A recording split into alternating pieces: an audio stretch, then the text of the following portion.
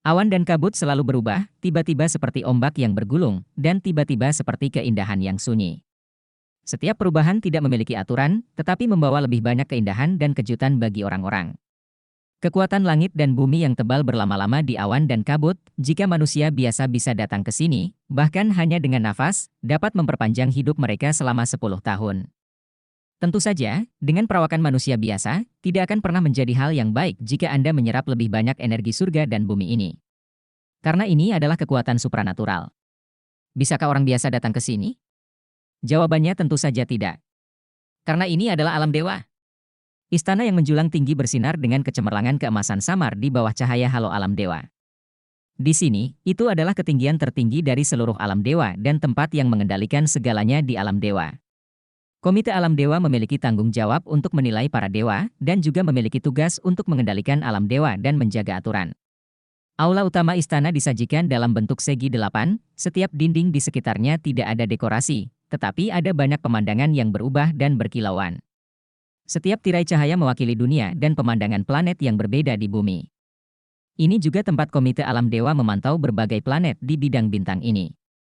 Ada meja bundar di tengah aula utama. Entah dari bahan apa meja bundar itu terbuat. Kalau diperhatikan dengan seksama, Anda bisa melihat kabut dan kabut, sepertinya tak berujung dan dalam. Saat ini, 5 orang sedang duduk mengelilingi meja bundar. Duduk di kursi utama adalah seorang pria berjubah biru yang cantik. Rambut biru panjang yang sama bertebaran di belakangnya. Sepertinya ada riak air pada jubah biru yang mewah. Jika Anda melihat lebih dekat, mata Anda akan langsung terpengaruh. Tertarik oleh biru tua, bahkan seluruh jiwa akan tersedot ke dalam biru yang dalam dan tak berujung seperti laut. Keduanya yang duduk di sisi kirinya masing-masing mengenakan jubah hitam dan putih. Yang memakai jubah hitam adalah seorang pemuda berambut hitam pendek yang terlihat sangat energik. Tapi di matanya, sepertinya ada nyala api dengan sudut mulutnya. Senyuman jahat.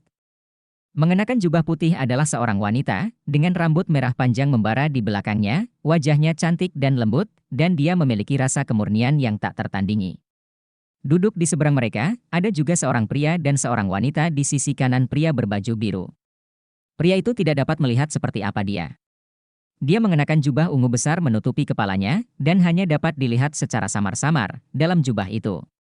2 kelompok lampu merah sedang berdetak, tetapi dia tidak bisa melihat wajahnya di dalam jubah itu, sepertinya ada nafas teror yang tak berujung dan dalam. Wanita pertama di bawahnya justru sebaliknya. Dia memakai gaun panjang berwarna hijau aqua penuh kehidupan, dengan senyum tipis di wajahnya. Dia tidak secantik wanita di sisi seberangnya, tapi dia dilapisi dengan lapisan emas samar. Rasanya yang semarak benar-benar tak terlupakan. Itu membuat orang merasa sangat dekat.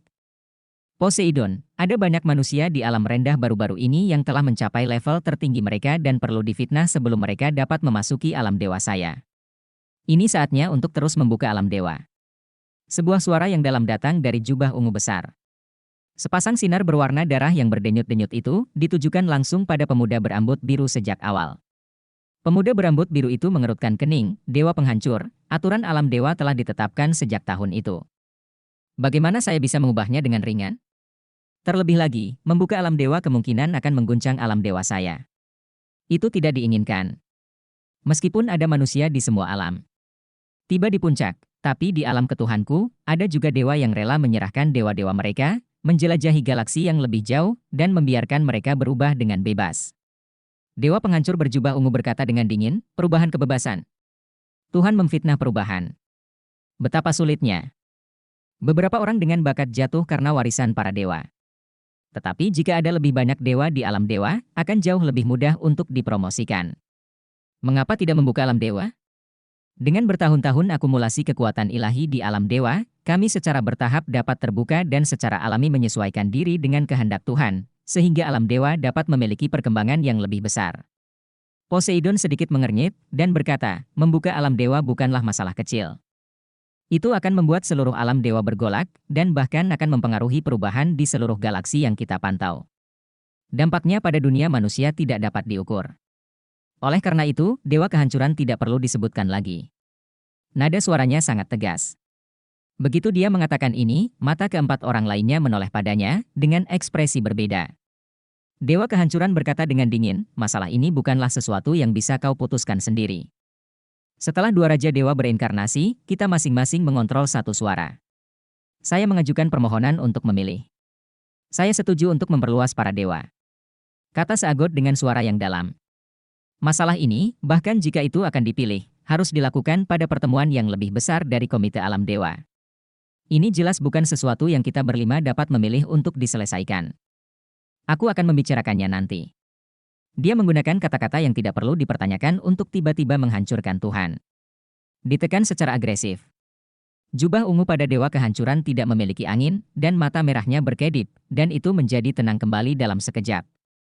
Wanita dengan rok hijau yang duduk di tangan Dewa Kehancuran berkata, masalah ini memang rencana jangka panjang. Hancurkan. Jangan terlalu terburu-buru. Dia membuka mulutnya. Mata Dewa Kehancuran tiba-tiba menjadi sedikit lebih lembut, dan seluruh orang terdiam.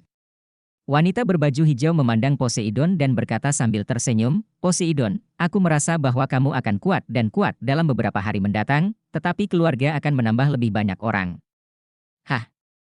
Poseidon tertegun, menatapnya dan berkata, Dewi Kehidupan, apa yang kamu bicarakan? Dewi Kehidupan tersenyum misterius dan berkata, kembali dan tanyakan pada keluargamu, kamu akan mengetahuinya secara alami. Wajah Poseidon berubah sedikit, sentuhan kegembiraan melintas, dan dia mengangguk ke Dewi Kehidupan, dan berkata, terima kasih. Keduanya yang duduk di seberang Dewa Kehancuran dan Dewi Kehidupan juga mengangguk ke Poseidon sambil tersenyum. Berkata, selamat. Poseidon balas tersenyum. Dewa Kehancuran berkata dengan dingin, selamat. Meskipun tidak banyak ucapan selamat dalam nada, akhirnya dia mengatakannya. Poseidon berkata, dalam beberapa tahun terakhir, memang ada banyak manusia luar biasa di benua alam bawah. Saya menyarankan agar kita memperkuat pemeriksaan dan pengawasan para pemburu dewa. Jika ada yang luar biasa, kita memang bisa memperkenalkan para dewa. Kita juga memperkuat pergantian dewa. Bagaimana dengan persetujuan Destruction? Mendengar apa yang dia katakan, mata Dewa Kehancuran sedikit berkurang, tiga lainnya mengangguk, dan Dewa Kehancuran mengangguk. The God of Destruction, kalau begitu mari kita berhenti di sini hari ini. Saya harus berurusan dengan beberapa perselisihan tentang fitnah para dewa tingkat kedua. Setelah berbicara, dia berdiri, berbalik dan berjalan keluar. Dewi Kehidupan memandang Poseidon dengan penuh permintaan maaf, tetapi berdiri dan berkata kepada mereka bertiga, Poseidon, Dewa Kebaikan, dan Dewa Kejahatan, aku juga akan pergi lebih dulu. Aku ingin melihatnya untuk menyelamatkannya dari sikap yang terlalu kasar. Pada saat ini, Dewa Laut sudah dalam kondisi pikirannya, berdiri dan tersenyum dan berkata, silakan.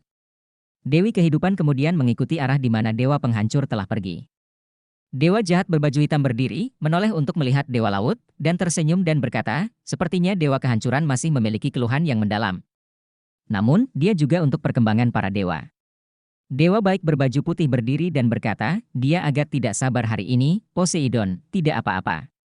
Poseidon tersenyum sedikit, dan berkata, saya tidak punya waktu untuk memikirkannya sekarang. Saya hanya ingin cepat-cepat dan melihat istri saya. Anda sedang bertugas hari ini, saya hanya akan malaslah. Dewa Jahat berkata sambil tersenyum, silakan. Beritahu kami jika Anda memiliki kabar baik. Dengan lambaian lengan baju besar Seagot, itu berubah menjadi pita biru dan melayang pergi. Melihat dia pergi, Dewa Kebaikan yang indah datang di sebelah Dewa Jahat, bersandar lembut di bahunya, dan berkata, Dewa Penghancur telah menjadi semakin berlebihan akhir-akhir ini, dan kontradiksi antara dia dan Dewa Laut secara bertahap berubah. Sisi baiknya, bagaimana kita harus berurusan dengan diri kita sendiri? Dewa Jahat menghela nafas sedikit dan berkata, kita bukanlah dua Raja Dewa yang agung pada awalnya. Di sini, kita semua adalah generasi yang lebih muda. Lihat saja perubahannya. Dewa Penghancur telah mendekati saya beberapa kali secara pribadi, berharap dapat membujuk saya untuk mendukungnya. Dia terus maju untuk pengembangan alam dewa, tetapi itu tidak salah.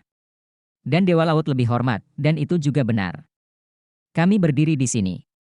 Salah satu pihak tidak sesuai, hanya bisa menjadi perantara, dan saya harap mereka tidak benar-benar membuat masalah. Dewa Kebaikan, di antara 5 dewa dari Komite Alam Dewa, Dewa Penghancur dan Dewi Kehidupan memiliki sejarah yang panjang. Dewa Laut datang lebih awal dari kita, tetapi tidak terlalu dini. Jangan katakan itu jika bukannya dua raja besar pergi. Mari kita sementara menggantikan Dewa Baik dan Jahat, kita tidak memenuhi syarat untuk berada di sini. Dari segi kekuatan, di antara 5 dewa kita, Dewa Laut harus yang terkuat. Bagaimanapun, dia juga memiliki syura. Posisi Tuhan, lalu Dewa Kehancuran, dan Dewi Kehidupan, kami adalah yang terlemah. Anda benar, kami menengahi di tengah, mungkin cara terbaik. Bahkan jika mereka benar-benar bertarung, para dewa tetap tidak bisa kacau, kami adalah Anda hanya dapat memilih strategi tengah. Dewa jahat, alam dewa saat ini memiliki 18 dewa tingkat pertama, 216 dewa tingkat kedua, dan 1847 dewa tingkat ketiga. Ada lebih dari 10.000 pendeta biasa dan pemburu dewa. Seperti kita, kebanyakan orang harus memilih netral. Bagaimanapun, semua orang adalah dewa. Dewa laut dan dewa kehancuran hanyalah gagasan yang berbeda. Terus terang, saya sangat berharap kedua dewa itu akan segera mengakhiri alam bawah. Bepergian, cepat kembali, bersama mereka, tidak akan ada banyak hal. Dewa kebaikan berkata tanpa daya, kedua orang itu terjerat dalam siklus reinkarnasi di alam yang lebih rendah. Saya tidak tahu berapa banyak kehidupan yang telah mereka lalui. Mereka telah berkultivasi hingga puncak setiap saat. Ketika kita mencari mereka, mereka hanya perlu memulihkan beberapa ingatan. Menolak untuk kembali. Benar-benar tidak berdaya. Dewa jahat itu tiba-tiba tertawa dan berkata, percuma saja memikirkannya, sayangku, bagaimanapun juga aku menganggur, mengapa kita tidak terus bekerja keras juga? Betapa kuatnya, saya sudah punya anak perempuan. Kali ini sepertinya Lantian berhasil menanam batu giok. Sangat sulit bagi dewa kita untuk memiliki anak, tetapi ada dua. Kami belum pindah sama sekali. Sungguh terlalu banyak di belakang. Dewa kebaikan tersipu, dan memberinya tatapan putih, dan berkata, siapa yang bisa menyalahkannya, apakah kamu tidak mampu? Saya ingin minum. Kamu bisa meminumnya untukku. Dewa jahat itu ganas. Dia memeluknya dan berkata, oke, saya akan memberimu minuman. Bagaimana dengan bibir merah menyala? Sambil berbicara, dia berbalik memegang dewa kebaikan dan pergi, tetapi cahaya hitam dan bayangan tetap di tempatnya, mengawasi dengan ribuan penglihatan yang bertanggung jawab atas alam bawah. Bergantung di atas awan dan kabut di sekitar dewa kehancuran secara alami berubah menjadi ungu tua. Jika Anda melihat lebih dekat, Anda dapat menemukan bahwa molekul air di sekitar tubuhnya akan langsung menghilang dan berubah menjadi ketiadaan, ungu tua cahaya itu juga menjadi semakin dalam. Apa yang kamu lakukan hari ini? Sebuah suara lembut terdengar di belakangnya. Dewi kehidupan tidak tahu kapan dia datang di belakangnya. Dewa penghancur berkata dengan dingin, dia berdiri diam, bagaimana alam dewa berkembang? Di masa depan, jika kita ingin mengontrol lebih banyak galaksi, perluasan alam dewa adalah suatu keharusan. Ini adalah satu-satunya cara yang harus dia hambat, yaitu menghalangi seluruh Tuhan. Perkembangan alam.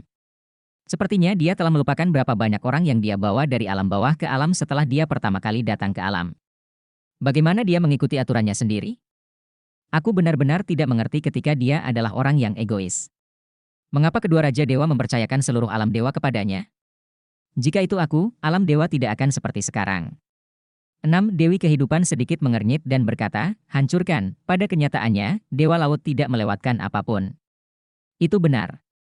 Pada awalnya, setelah dia memasuki alam dewa, dia membawa banyak orang, tetapi kami tidak bisa tidak mengakui bahwa memang ada banyak bakat luar biasa di benua Douluo pada zaman itu, dan mereka semua mengandalkan hasil dari kultivasi mereka sendiri. Itu dihargai oleh para dewa. Dan selama itu, ada banyak dewa yang ingin melakukan perjalanan dan menyerahkan status dewa mereka. Mengambil langkah mundur, ketika dewa laut pertama kali datang ke dewa, dia mewarisi dewa-dewa laut dan asura pada saat yang bersamaan. Itu adalah dewa tingkat pertama, dan itu sendiri memenuhi syarat untuk membawa orang ke alam dewa. Meskipun ada batasan jumlah, itu masih diperbolehkan. Dan Dewa Shura, belum lagi, adalah dewa tertua di dewa seperti kita. Exist, anggota dari God Realm Committee, adalah masalah besar bagi Dewa Shura untuk mewarisi posisi dewa, dan dapat dimengerti untuk membawa beberapa tim ke alam dewa. Pada saat itu juga disetujui oleh dua dewa besar. Aku tahu, kamu sedikit tidak puas karena dua dewa raja besar menyerahkan alam dewa kepada dewa laut sebelum reinkarnasi. Tetapi jika aku memilih, aku takut aku akan melakukan hal yang sama. Ketika Dewi Kehidupan mengatakan ini, dewa kehancuran tiba-tiba berbalik, di bawah jubah. Sepasang mata merah darah menjadi tajam seketika, menatapnya, dan niat pahit kehancuran langsung melesat ke arahnya. Dimanapun makna kehancuran berlalu, kekuatan langit dan bumi juga akan hancur dan menjadi bagian dari kehancuran. Namun, ketika Divine Power yang sangat besar ini mendekati Dewi Kehidupan, ia berkumpul kembali dan dikembalikan ke keadaan semula. Kelahiran dan kematian sangatlah aneh. Dewi Kehidupan menghela nafas, duniamu adalah milik kehancuran. Kami semua percaya bahwa kamu lurus. Namun, bukanlah hal yang baik bagi para dewa untuk mengendalikan dewa dengan paranoia kehancuran. Dua raja dewa besar telah secara khusus menemukan saya sebelum mereka pergi. Mereka membuat keputusan setelah saya setuju. Saya yakin mereka juga telah mencari Anda, tetapi Anda tidak dapat mendengarkan.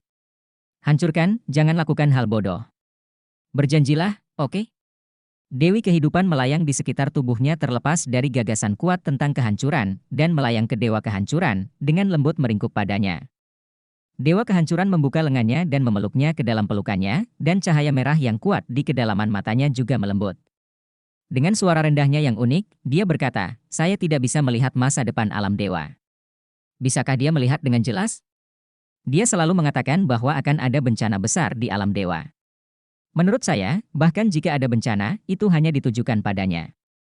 Kalau tidak, kenapa kamu dan aku sama-sama ada di alam dewa untuk pertama kalinya, tapi tidak menyadarinya?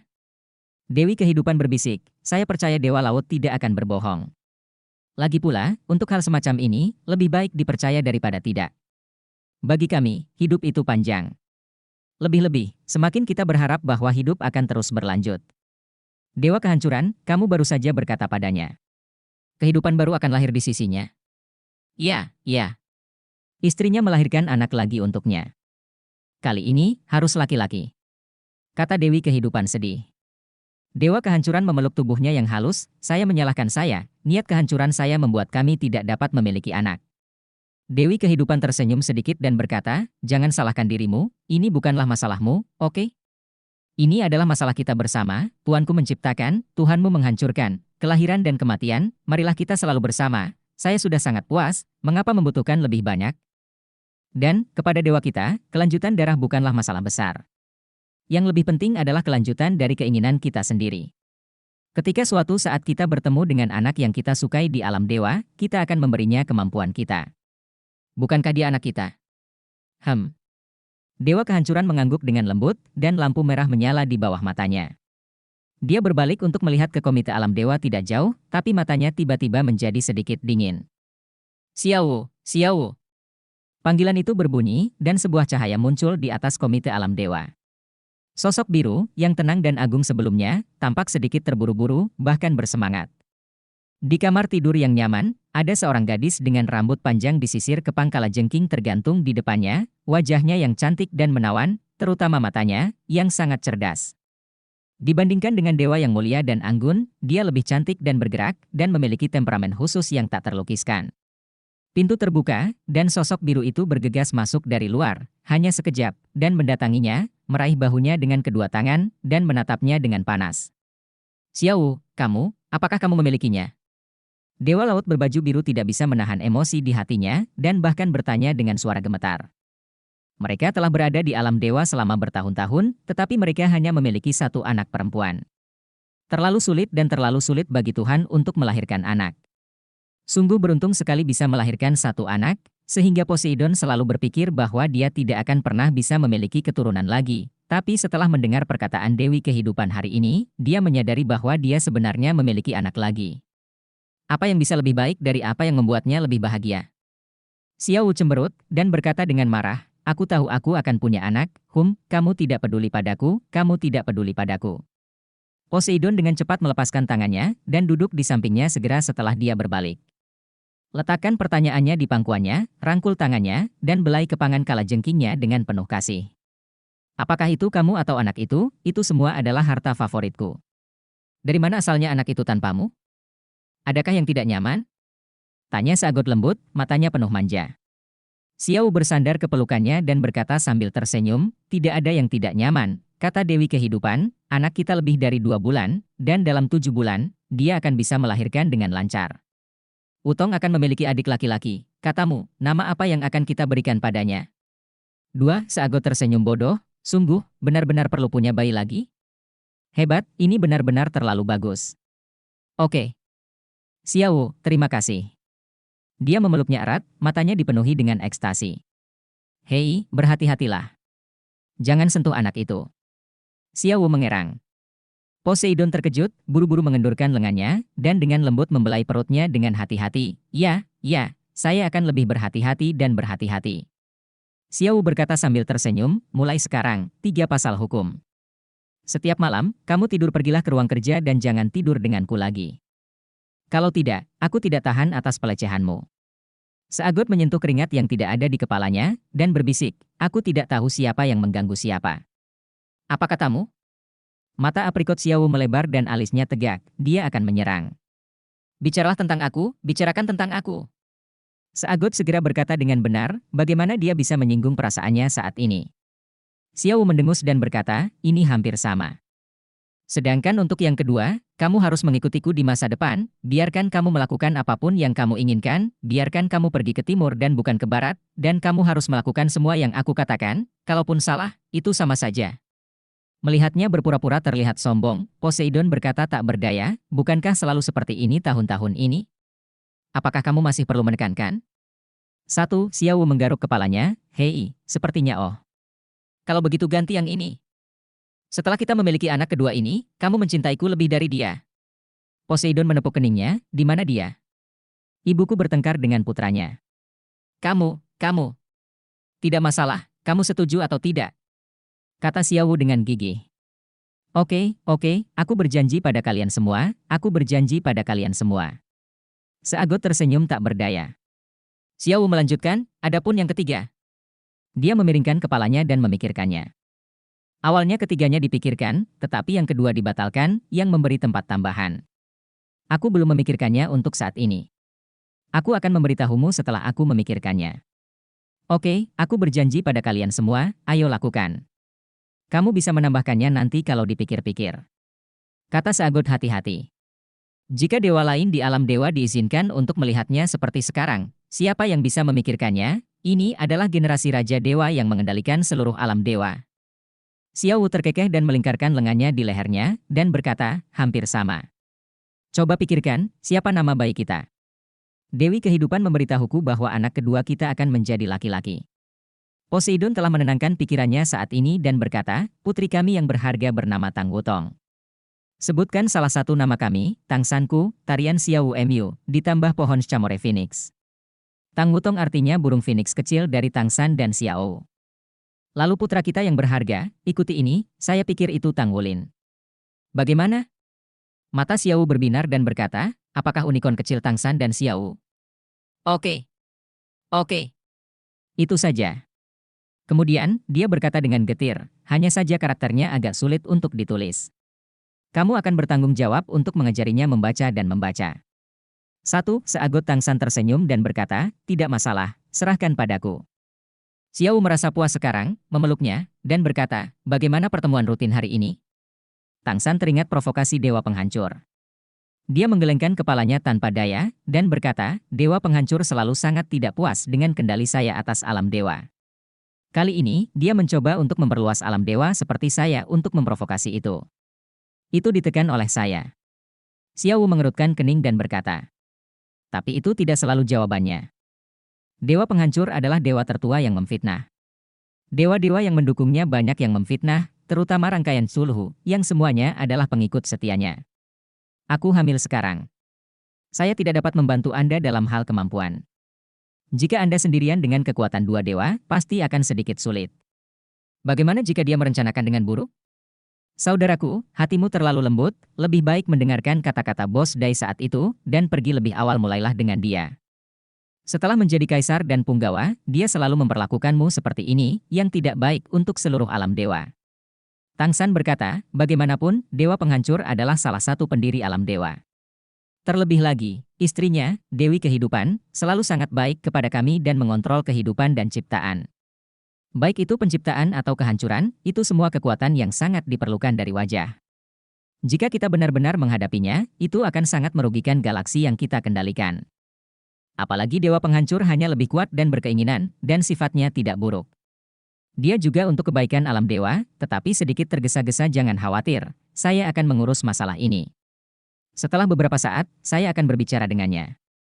Xiao mengangguk, dan berkata, apakah benar-benar tidak mungkin untuk memperluas alam dewa? Tang San berkata, ternyata. Bukan tidak mungkin. Alam dewa kita dibentuk dan dipelihara oleh kekuatan pikiran dari berbagai alam di alam bawah. Suatu hari di alam dewa dan 1 tahun di dunia manusia. Selama bertahun-tahun, alam dewa telah mengumpulkan kekuatan pikiran yang cukup. Jika kita membuka alam dewa, sebenarnya dimungkinkan untuk meningkatkan jumlah dewa. Jika itu normal, saya setuju. Setelah perluasan para dewa, itu juga akan memungkinkan kita untuk mengontrol lebih banyak tatanan planet, yang merupakan hal yang baik. Hanya saja, pada titik ini, dia berhenti, cemberut. 5. Xiao berkata, atau karena firasat itu? Ya. Tang San mengangguk. Xiao berkata, ketika Anda memiliki firasat ini, itu adalah ketika menantu kami baru saja menjadi dewa. Pada saat itu, Anda mengatakan bahwa tidak akan memakan waktu 30 tahun, saya khawatir akan ada malapetaka di alam dewa.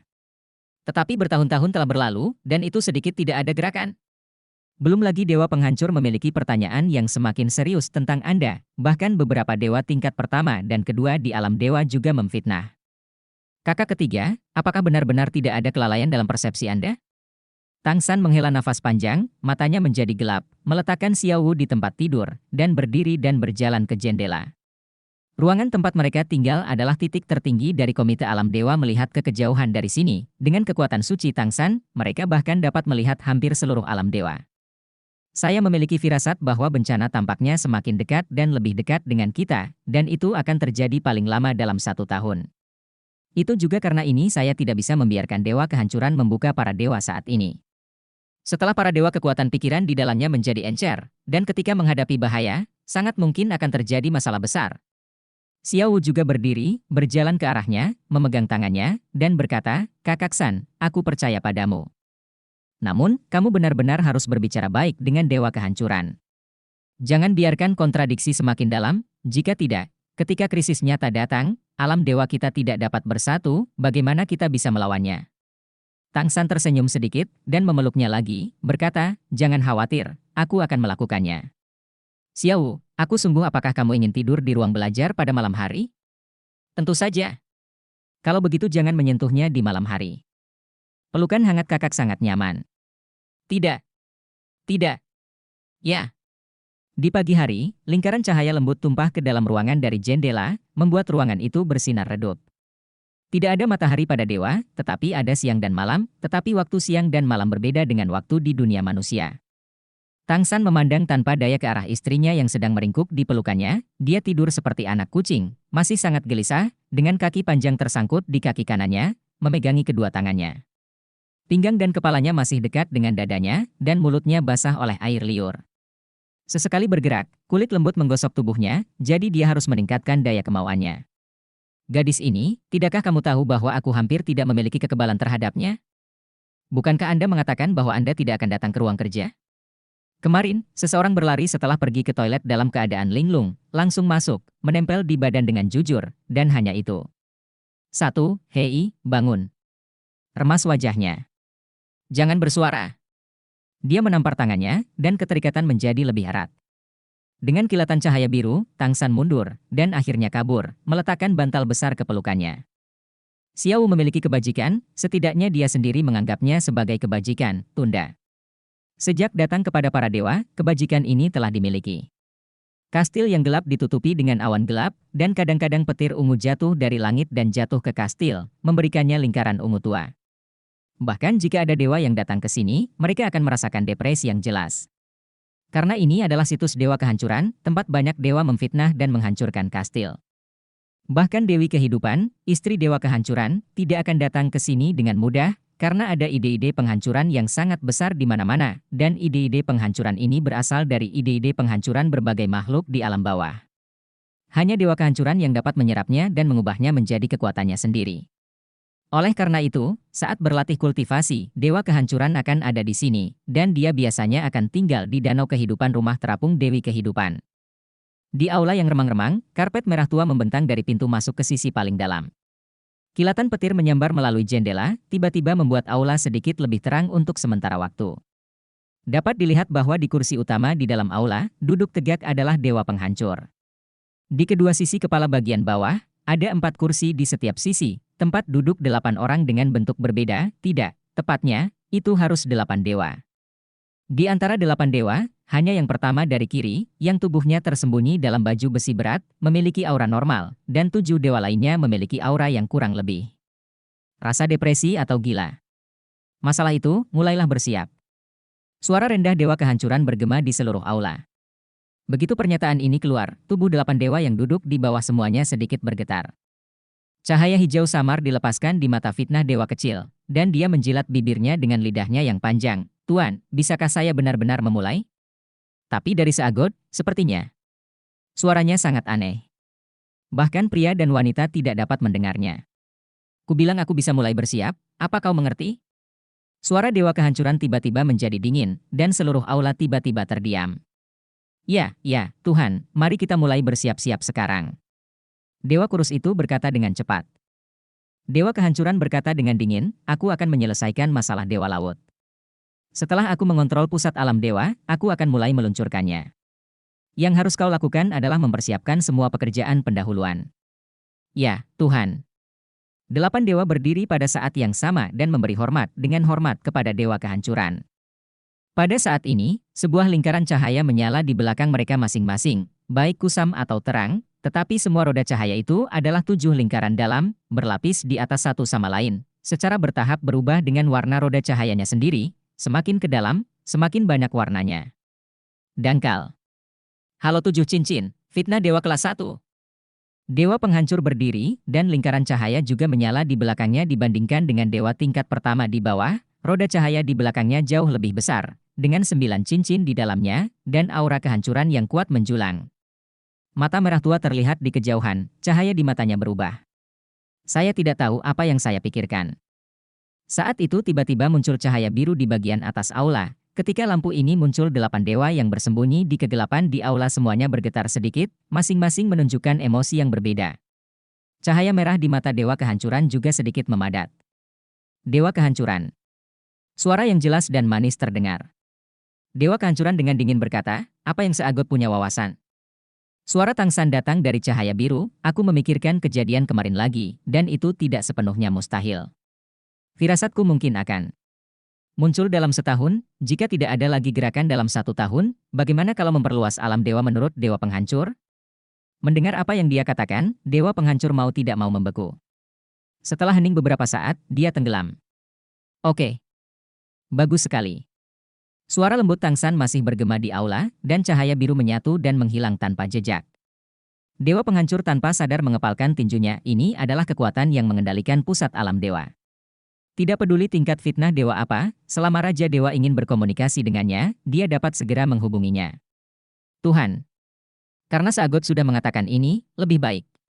Yang pertama di kiri, dewa yang bersembunyi di baju besi berat, berkata dengan suara yang dalam. Diam. Ide Dewa Kehancuran tiba-tiba menjadi lebih kuat. Apakah dia menunjukkan kepada saya bahwa dia adalah penguasa alam dewa? Siapa yang tahu pikiran lain apa yang akan dia miliki setelah setahun? Semuanya mengikuti rencana awal adalah untuk bertindak. Kesempatan ini jarang dan tidak boleh dilewatkan. Peluang? Kesempatan apa? Bahkan 8 dewa tingkat pertama berikut ini tidak jelas. Namun, tidak satupun dari mereka yang berani melanggar kehendak Dewa Kehancuran. Setengah tahun kemudian, Tangsan duduk diam di belakang meja, melihat akun di tangannya. Ini adalah ringkasan kekuatan pikiran dari seluruh dunia dalam sebulan terakhir. Beberapa manusia yang membutuhkan perhatian khusus juga ada di antara mereka, dan mereka memiliki informasi terperinci. Sedikit mengernyit, Tangsan perlahan menggelengkan kepalanya. Pada saat ini, tangan kecil yang dingin mencondongkan tubuh dari belakang dan mengerutkan keningnya.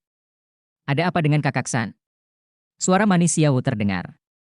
Tangsan membiarkannya memijat alisnya, dan senyum lembut muncul di wajahnya, bukan apa-apa, tapi aku tidak tahu mengapa hari ini. Jumlah pikiran dari alam bawah jelas berkurang. Namun, situasi di benua alam bawah seperti biasa. Apa masalahnya? Saya telah mengirim orang untuk menyelidiki beberapa kali, tetapi tidak ada hasil. Xiao berjalan ke arahnya dan duduk di pangkuannya. Setelah setengah tahun hamil, dia sekarang hamil 8 bulan. Lebih dari sebulan, Lin Er akan lahir. Mungkinkah firasatmu, pertanda yang akan terpenuhi? Bisik Xiao. Tangsan mengguncang tubuhnya, memeluknya, dan berkata, sebaiknya tidak. Hal terakhir yang kuinginkan adalah mengalami malapetaka saat ini. Ada senyum lembut di wajah Xiao. Tentu saja dia tahu mengapa Tangsan ada. Akan berkata begitu. Dia akan melahirkan seorang anak. Pada saat ini, hatinya paling mudah bingung. Selama setengah tahun, dia merawatnya dengan segala cara, kecuali untuk pekerjaan rutin, dia bersamanya hampir sepanjang waktu, yang membuatnya sangat puas. Tidak apa-apa, apapun yang terjadi, kita akan bertarung bersama, dan kita akan selalu membawanya. Xiao Wu menghiburnya dengan lembut. Tang San tersenyum dan mengangguk, dan berkata, selama kamu berada di sisiku, aku tidak takut pada apapun. Xiao Wu bersandar di pelukannya, wajahnya yang cantik penuh dengan senyum puas. Lembah. Rerumputan yang harum, pohon-pohon tua yang tinggi terlihat di mana-mana, di lembah, bunga-bunga bermekaran, seperti negeri dongeng di bumi. Dan di surga di bumi ini, ada seorang wanita menari dengan ringan, tariannya yang bergerak dan 100 bunga bersinar dengan cerah, dan tidak mungkin lagi untuk mengatakan apakah orang lebih cantik dari bunga. Wanita itu tampak berusia 20-an, dan sosoknya digariskan sempurna dengan gaun kuning muda, dan dia tampak begitu mengharukan. Jangan melompat, aku tidak bisa menahan untuk melompat bersamamu lagi. Pada saat ini, suara malas terdengar. Mengikuti suara, di antara bunga dan rerumputan, seseorang sedang berbaring malas di kursi malas, terlihat setengah mimpi dan setengah bangun, malas yang tak terlukiskan. Orang ini juga berusia 20-an, tetapi dia memiliki janggut besar dan sepasang mata bunga persik yang berkilauan, yang sangat menakjubkan. Saat ini, dia memegangi kepalanya di tangannya, melihat wanita dengan gaun kuning yang menari dengan terpesona. Kamu? Apakah kamu masih menari? Saya pikir kamu hampir menari. Wanita dengan rok kuning menghentikan tariannya dan berkata dengan jijik. Pria itu tidak merasa kesal, dia tersenyum, dan berkata, saya adalah dewa fitnah, bahkan jika saya adalah dewa yang hebat, tidak apa-apa. Saat dia berkata, dia berdiri, berpose seperti harimau lapar yang bergegas ke arahnya. Wanita berbaju kuning itu melompat. Wanita dengan rok kuning tertawa, Jia Ochu berbalik dengan cekatan, dan menghindarinya. Keduanya hanya tertawa di bunga. Aneh untuk mengatakan bahwa tidak peduli seberapa banyak mereka bermain-main, tidak ada bunga atau tanaman yang patah di semak bunga ini. Oke, tidak ada masalah lagi. Cepat masak untukku, aku semua lapar. Wanita berbaju kuning itu meraih tangan pria itu dan berkata dengan jijik. Pria itu tersenyum dan berkata, sosis apa yang ingin kamu makan hari ini? Aku punya sosis besar, sosis kecil, dan sosis jamur di sini. Bah. Kamu menjijikkan sekali, siapa yang mau makan sosis? Kamu masih dewa juru masak, dan kamu tidak sebagus mantan dewa emosional dalam memasak. Pokoknya aku tidak peduli, aku akan makan makanan lezat yang lezat. Lihat dirimu. Ayo lakukan. Aku tidak puas dengan perut gadis ini, jadi jangan pernah berpikir untuk pergi ke kamar untuk tidur hari ini. Oke, siapa yang menjadikan istriku Dewi 9 warna? Tidak mudah ingin makan enak, mari kita lihat dewa masakan. Aku akan melakukannya untukmu. Saat dia berkata, dia berubah menjadi cahaya putih dan melintas ke samping. Sebuah flicker, dan aku sampai di gubuk tidak jauh dari situ. Memasuki dapur, terdengar suara dentingan langsung. Dewa masak memasak, tidak mungkin lebih sederhana, bahan apapun, di tangannya, dapat mengubah kerusakan menjadi sihir. Dewi 9 warna juga berjalan ke depan rumah dan duduk di meja batu dengan kedua tangan mengistirahatkan pipinya, meski ada senyuman di wajahnya, namun ada sedikit kesedihan di kedalaman matanya. Meski kehidupannya bagus, masih sedikit terlalu membosankan. Tidak heran para dewa itu ingin meninggalkan dewa mereka untuk menjelajahi dunia yang tidak dikenal. Sayangnya, kami masih belum memiliki keberanian seperti itu. Itu saja untuk saat ini, dan dalam beberapa hari, saya akan menemui saudara San. Tak lama kemudian, pintunya terbuka, dan dewa masak berjalan keluar dengan piring besar di tangannya. Itu sepiring penuh, nasi goreng. Ya, itu nasi goreng. Tapi ketika nasi gorengnya keluar, wangi bunga yang melimpah di sekitarnya ternyata. Itu benar-benar tertutup. Aroma yang kaya keluar. Setiap butir nasi ternyata kuning keemasan. Selain itu, tampaknya ada zamrud dan giok putih yang tak terhitung jumlahnya di nasi goreng. Orang tidak bisa menahan air liur. Datang dan cicipi mutiara, giok putih, dan nasi emas yang dibuat oleh koki sendiri. 9 warna dewi berkata dengan jijik, apalagi mutiara, giok putih dan nasi emas? Bukankah itu hanya nasi goreng telur dengan beberapa sayuran? Meskipun dia berkata begitu, tangannya tidak lamban. Pita 9 warna melintas, membungkus piring dan mengirimkannya padanya. Dewa masakan tampaknya sudah terbiasa dengan kritiknya terhadapnya sejak lama, dan dia melihatnya dengan senyuman. Dia meletakkan nasi goreng di atas meja dan hendak menyantapnya. Tiba-tiba, wajah dewa masak sedikit berubah dan pandangannya beralih ke satu arah. Di belakangnya, lingkaran-lingkaran cahaya langsung tumpang tindih, berubah menjadi lingkaran-lingkaran 5, mengambang di belakang kepalanya. Momentum yang kuat juga meningkat. Dewi Sembilan Warna juga merasa ada yang tidak beres.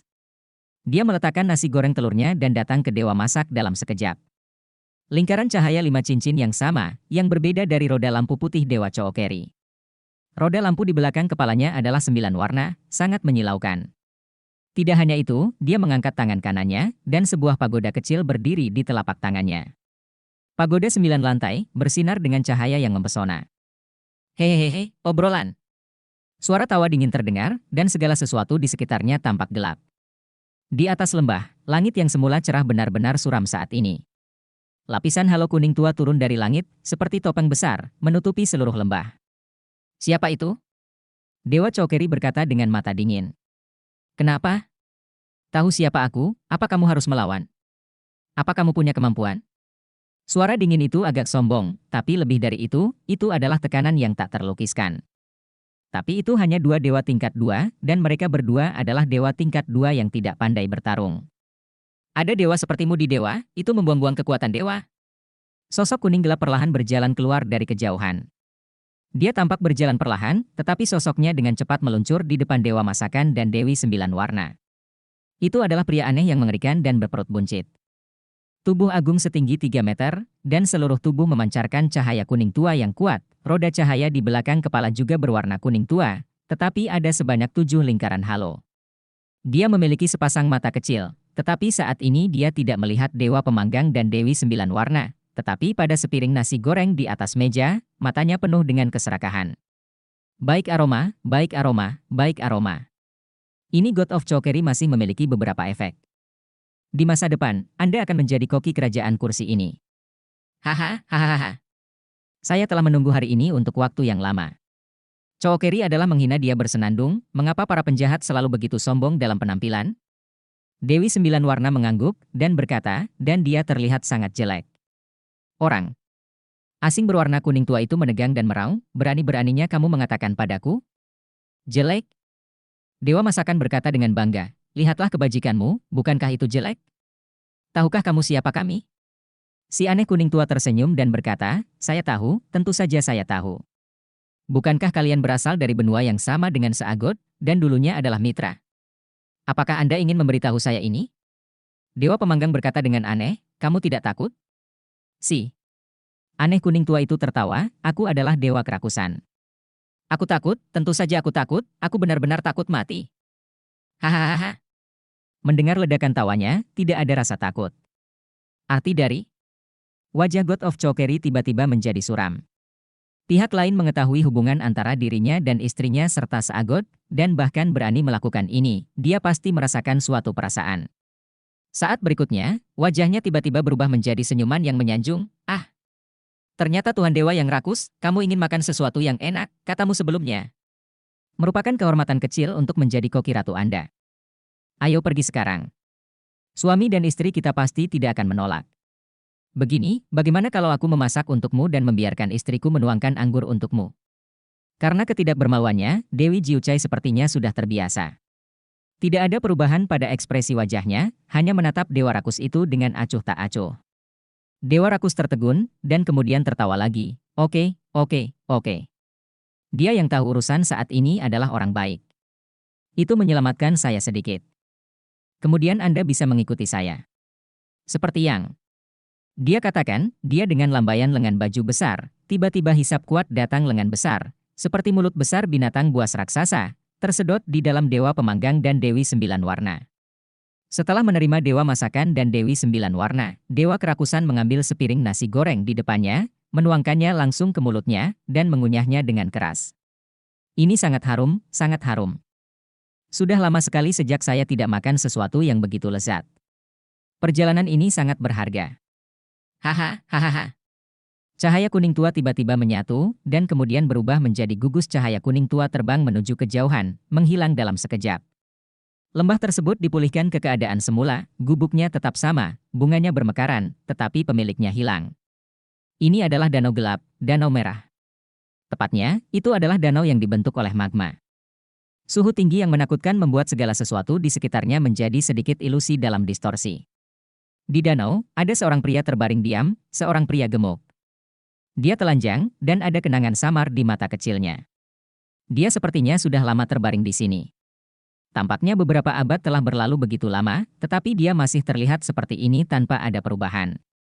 Jika Anda melihat lebih dekat, Anda akan menemukan bahwa ada cahaya merah keemasan yang menjulang di antara alisnya, karena magma, elemen langit dan bumi di sekitarnya sepenuhnya berubah menjadi atribut api, memungkinkan tubuhnya untuk muntah. Mendadak, di atas danau magma, warna merah gelap samar-samar menyebar dengan tenang, yang pada awalnya tidak terlihat jelas.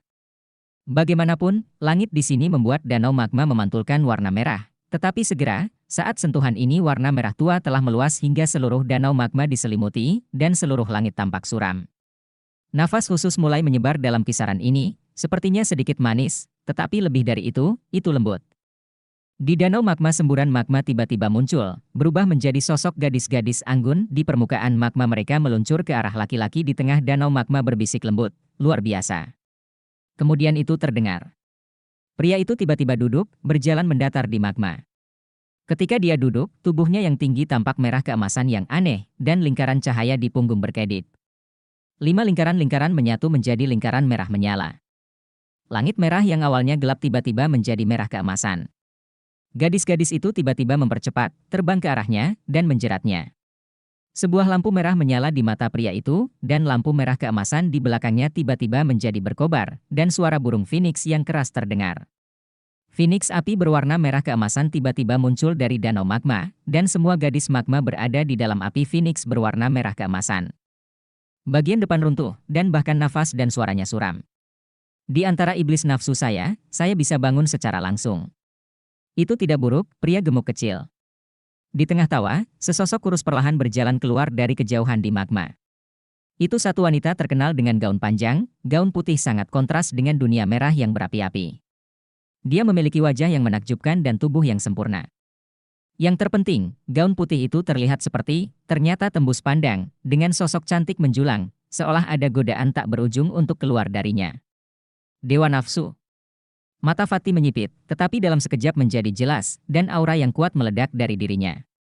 Phoenix api merah keemasan di atas kepalanya mekar semakin menyilaukan saat ini. Hei, Dewa Nafsu mendesah, wajahnya terlihat begitu suci, dia sepertinya tidak memiliki nafsu apapun, tapi dia memiliki ketertarikan yang besar. Sepertinya kecerdasan kita salah. Jika kamu mengingatnya dengan benar, ketika kamu masih di benua Douluo, kamu sepertinya sangat tertarik pada wanita. Kok setelah sekian dekade, kamu berubah pola pikir? Mantan Phoenix api jahat telah menjadi Dewa Phoenix saat ini. Apakah benar tidak ada api jahat yang tersisa? Itu sangat disayangkan. Suara lembut bergema di udara, setiap kata, semuanya seperti benang sutra, seperti aroma samar, mengalir ke arah Dewa Phoenix. Dewa Phoenix tiba-tiba merasakan jantungnya bergoyang. Setiap kali dia mendengar sepatah kata darinya, pikirannya sendiri akan bergetar sedikit, dan dia banyak mendengarkan, seolah-olah ada nyala api di tubuhnya yang akan naik. Tapi pada saat ini, sosok putih juga muncul di hatinya, itu adalah wanita dengan wajah cantik dengan sedikit rasa malu, tetapi lebih sering, sangat enggan. Munculnya sosok ini segera menyebabkan Dewa Phoenix bergetar, dan kemudian, cahaya merah keemasan tiba-tiba muncul di matanya. Dengan teriakan yang keras, Dewa Phoenix membuka kedua lengannya di kedua sisi tubuhnya, dan cahaya api Phoenix merah keemasan di atas kepalanya menyala. Kemudian, dia sendiri berubah menjadi cahaya keemasan dan terjun ke dalam api Phoenix. Seluruh danau magma mendidih sepenuhnya pada saat ini. Semua magma naik pada saat yang sama dan bergabung ke dalam tubuh Phoenix api. Api yang mengerikan juga meletus sepenuhnya pada saat ini. Warna merah gelap di langit, secara tiba-tiba seketika sangat terhalau oleh panas yang menakutkan. Kekuatan ilahi yang kuat berfluktuasi langsung di langit. Hei, kamu benar-benar mengejutkan. Kekuatan yang sangat kuat, informasi ini benar-benar keterlaluan. Api jahat Phoenix, tidak ada jejak api jahat, sebenarnya, aku sangat ingin tahu tentang kamu, apa yang terjadi? Di belakang Dewa Nafsu, lingkaran halo diam-diam muncul, berubah menjadi lingkaran 7 lingkaran, dan cahaya mekar. Di roda lampu merah tua, lapisan halo menyebar, seperti sangkar besar, menekan semua api Dewa Phoenix. Apa yang ingin kamu lakukan? Suara dalam Dewa Phoenix terdengar. Aku tidak ingin melakukan apa-apa. Kakakku hanya ingin mengundangmu menjadi tamu. Dewa Phoenix, karena pikiranmu begitu teguh, lebih baik biarkan adikku menggunakan dosa asal untuk menghakimimu. Kamu harus hati-hati. Seluruh tubuh dewa tiba-tiba berubah menjadi merah tua sepenuhnya, dan dia melangkah keluar dalam satu langkah. Detik berikutnya, sosok merah tua telah muncul di belakang Dewa Phoenix, dengan lengan terlipat dari belakang, memeluk tubuhnya. Dewa nafsu ini adalah fitnah dewa tingkat pertama yang kuat, dan di seluruh alam dewa, hanya ada 18 dewa fitnah tingkat pertama. Itu adalah keberadaan yang kuat kedua setelah 2 dewa dan 3 penegak hukum dari Komite Alam Dewa. Basis budidaya Dewa Phoenix sudah berada di puncak dewa tingkat kedua, tetapi setelah bertemu dengan dewa tingkat pertama, masih ada celah yang tidak dapat diatasi. Cahaya merah gelap menyala, dan sosok itu melebur ke dalam tubuhnya dan menghilang. Tubuh Dewa Phoenix bergetar sedikit di udara, dan segera setelah itu, matanya berubah dari merah keemasan menjadi merah tua. Phoenix api besar juga mulai bergetar hebat di udara.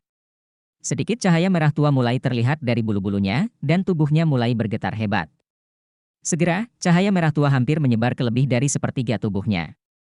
Api Phoenix yang besar mulai menari liar di atas danau magma, dan api Phoenix yang menakutkan terus dilepaskan keluar untuk bisa melarikan diri dari sini. Membebaskan diri selama invasi dari Dewa Nafsu yang kuat. Namun, Dewa Nafsu itu seperti belatung tarsal, tidak peduli bagaimana dia melepaskan diri, seberapa panas api Phoenix-nya, dia tidak bisa menyingkirkan Dewa Nafsu yang dirasuki. Merah tua terus menyebar dan naik ke atas, dan segera, setengah dari tubuhnya sudah menjadi merah tua. Phoenix api juga perlahan-lahan menjadi tenang dan mendarat di permukaan danau magma, sepertinya dia sudah mulai menurun dan mungkin jatuh ke jurang nafsu kapan saja. Di sepasang mata Phoenix-nya, berbagai gambar terus berkedip, yang merupakan hal paling orisinal yang berhubungan dengan nafsu di hatinya. Hal yang paling kuat tentang Dewa Nafsu adalah mengeluarkan dosa asal yang dimiliki oleh nafsu. Begitu hakim tidak terkendali, dia akan menjadi budaknya dan pasti akan menjadi budak. Kerugian besar. Di antara banyak dewa di alam dewa, Dewa Nafsu adalah kepala dewa dosa asal, dan sangat kuat. Bahkan pada tingkat pertama Raja Dewa, dia tidak berani menyerang jiwanya dengan mudah. Dewa Phoenix tidak akan diserang semudah itu, tapi dia tidak pernah bertarung melawan dewa dosa asal, jadi dia sangat menderita sejak awal. Cahaya merah tua secara bertahap menyebar ke dada Dewa Phoenix, selama itu terus ke atas, itu juga akan menempati kepalanya. Kemudian, Dewa Phoenix ini hanya akan dikendalikan oleh nafsunya sendiri, sehingga jatuh ke dalam kendali Dewa Nafsu. Namun, tepat pada saat ini, tiba-tiba, tubuh Dewa Phoenix membeku untuk sementara waktu, dan waktu sepertinya telah berhenti pada saat ini.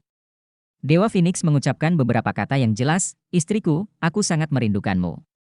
Detik berikutnya, cahaya merah keemasan cerah hari itu tiba-tiba menyala dari dahinya, Phoenix api besar tiba-tiba mengangkat kepalanya, suara burung Phoenix yang keras tiba-tiba terdengar, dan merah keemasan mulai dari kepalanya dan menyebar ke seluruh tubuhnya tiba-tiba. Datang. Warna merah tua yang telah menyerbu tubuhnya tiba-tiba memudar seperti es dan salju yang mencair, seolah-olah dia telah menemukan hal yang paling menakutkan. Cahaya merah tua tiba-tiba kabur, dan sosok yang berubah menjadi Dewa Nafsu dan terbang jauh, wajahnya sudah pucat, dan dia menatap Dewa Phoenix dengan heran. Meskipun tidak dapat dikatakan bahwa kekuatan Dewa Phoenix lebih kuat darinya, dia tahu bahwa dia telah kalah dalam kompetisi barusan, dan dia telah kalah dengan menyedihkan. Di bidang di mana dia menjadi yang terbaik, dia kalah dari keteguhan Dewa dan jiwa Phoenix. "Apakah kamu memiliki cinta di hatimu?" tanya Dewa Nafsu dengan heran. Dewa Phoenix berkata dengan enteng, "Sepertinya yang kau pahami hanyalah apa yang aku miliki sebelum aku datang ke alam dewa. Adapun hal-hal lain, kau tidak tahu. Setelah aku datang ke alam dewa, aku ada di sini dan tidak pernah pergi. Sebelumnya, bahkan danau magma ini tidak pergi. Tahukah kamu mengapa?" Dewa Nafsu menggelengkan kepalanya. Dia tampaknya tidak ingin menyerah kepada Dewa Phoenix, tetapi menatapnya dengan penuh minat. Kilatan rasa sakit di tulang mata Dewa Phoenix, "Karena aku membenci diriku sendiri, aku membenci diriku sendiri karena tidak bekerja keras sebelumnya. Jika kekuatanku cukup kuat, seharusnya aku mewarisi dewa-dewa api. Tapi, saya tidak bisa melakukannya. Saya gagal saat mewarisi Dewa Vulcan. Saya hanya bisa mundur dan mewarisi Dewa Phoenix. Di antara semua binatang, kecuali Dewa Naga, yang sudah tidak ada lagi, binatang lain itu hanya bisa difitnah oleh Dewa tingkat 2, begitu juga saya. Saya adalah Dewa tingkat kedua, dan Dewa tingkat kedua. Saya tidak bisa membawa kerabat saya kepada dewa yang tidak memiliki basis kultivasi yang cukup. Istri saya akan tinggal selamanya. Di benua Doluo hanya saya yang datang ke sini. Tapi apa gunanya sendirian di sini? Jadi saya benci diri sendiri karena tidak bekerja keras, membenci diri sendiri karena tidak bisa membawa istri saya ke alam dewa, pisahkan darinya selamanya. Dalam beberapa dekade terakhir, selain kebencian, aku hanya merindukannya. Nafsu padanya sekali lagi tidak ada. Satu-satunya yang tersisa adalah rindu dan cinta padanya. Bahkan jika kamu adalah nafsu ya Tuhan, mengapa aku bisa menggoyahkan hatiku? Jika ada pilihan, jika aku tahu bahwa aku tidak bisa mewarisi posisi Dewa Vulcan dan membawa istriku menjadi dewa, maka aku lebih suka tidak menjadi dewa, dan aku lebih suka menjadi tua bersamanya, milik Loes bersama. Dua tetes air mata merah membara mengalir di mata Phoenix Dewa Phoenix. Dia mengangkat ke langit dan mengeluarkan teriakan Phoenix yang keras. Saat berikutnya, itu berubah menjadi Phoenix api besar dan bergegas menuju God of Color Desire. Dewa Nafsu diam-diam mendengarkan ceritanya, di akhir pendengaran, tubuhnya sedikit gemetar, dan mata Dewa Phoenix benar-benar berbeda. Melihat Dewa Phoenix yang sedang bergegas ke arahnya, dia menghela nafas, dan dia menari di danau lava. Pita merah gelap melayang di udara dan menyapu ke arah Dewa Phoenix. Untuk sesaat, dia adalah kelas 1 dia difitnah oleh para dewa, dan dia bahkan bertarung melawan Dewa Phoenix, yang difitnah oleh dewa tingkat kedua. Pada saat ini, oranye tua tiba-tiba muncul di langit merah, dan kemudian suara dingin terdengar. Benar-benar tidak menyangka bahwa Dewa Nafsu yang bermartabat bahkan tidak bisa menangani hal sekecil itu. Jika demikian, izinkan saya membantu Anda. Cahaya oranye gelap tiba-tiba jatuh dan berbalik sebagai seorang pria kurus dan tinggi yang ditutupi jubah oranye. Ketika dia muncul, seluruh danau magma benar-benar mendidih, berubah menjadi wajah yang sangat sedih dan marah, membuka mulutnya, dan menggigit burung Phoenix dalam satu gigitan. Tuhan. Pita merah tua Dewa Nafsu menyapu, mengikat tubuh Dewa Phoenix dengan kuat, diikat seperti Zongzi. Siapa yang menggunakanmu untuk membantu? Cahaya di mata Dewa Nafsu berkedip-kedip, dan nafas bahkan sedikit tidak stabil, seolah-olah akan meledak kapan saja. Di udara, napas merah tua juga meledak tiba-tiba, dan roda lampu merah tua di belakangnya menjadi sangat kuat, dan cahaya yang menekan roda cahaya oranye gelap 7 cincin di belakang pria di seberangnya sangat redup. Kamu tidak bisa menjatuhkannya, bukankah aku harus membantumu? Kenapa kamu terlihat seperti kamu telah bertukar denganku sekarang? Kamu adalah dewa kemarahan. Sosok oranye gelap itu sepertinya berkata sedikit takut. Nafas Dewa Nafsu sedikit tenang, tetapi matanya masih dingin, dan dia mendengus, bangkit, menarik pita, dan membawa Dewa Phoenix terbang ke kejauhan. Dewa yang marah itu mendengus dan berubah menjadi cahaya oranye gelap dan dengan cepat mengejarnya. Telaga magma yang mendidih sudah tenang kembali, tapi sekarang sudah tidak ada pemiliknya.